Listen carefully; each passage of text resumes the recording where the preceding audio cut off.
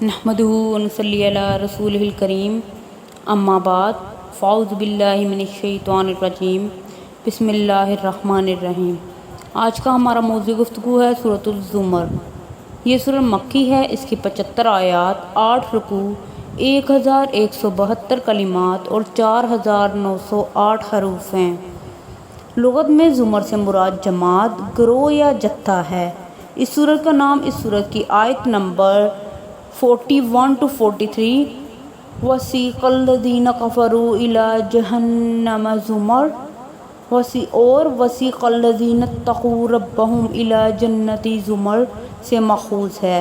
نیز بعض مفسرین نے اس سورت کا دوسرا نام سورۃ الغرف بھی بیان کیا ہے۔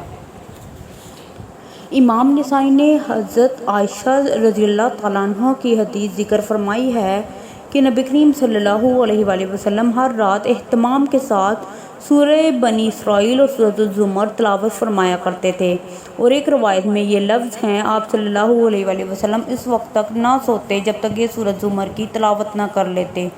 سابقہ سورت کے زیادہ تر مضامین رسالت سے متعلق تھے، جس میں نبی صلی اللہ علیہ وآلہ وسلم کی رسالت کا اثبات، منکرین کے لغو اور بیہودہ اعتراضات کا رد اور ان کے احمقانہ تمسخر کا جواب تھا۔ اب اس سورت میں اکثر مضامین توحید سے متعلق ہیں۔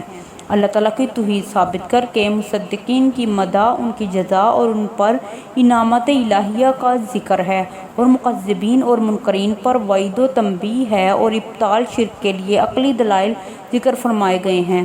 سابقہ سورت کا آخر وَتَعْلَمُونَ نَبَأَهُ بَعْدَ حِینٍ وحی الہی کی حقانیت و صداقت پر تھا، تو اس سورت کی ابتدا اسی مناسبت اور ربط کے ساتھ قرآن کریم کی حقانیت سے کی گئی کہ یہ کتاب اللہ عزیز و کریم اللہ کی طرف سے اتری ہوئی کتاب ہے، جو حق و صداقت کے ساتھ اتاری گئی، جس کا پیغام توحید خداوندی ہے۔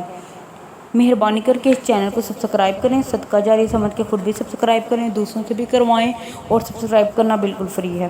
یہ سورۃ مکہ مکرمہ میں اس وقت نازل ہوئی جب اسلام اور مسلمان کے خلاف کفار و مشرکین کا بغض و عناد اور ظلم و ستم انتہا کو پہنچ چکا تھا۔ مکہ کی فضا میں ان کے لیے اطمینان کا سانس لینا ممکن نہ رہا تھا، اور یہاں رہ کر اپنے دین کے ارشادات کے مطابق اپنے پروردگار کی عبادت نہیں کر سکتے تھے۔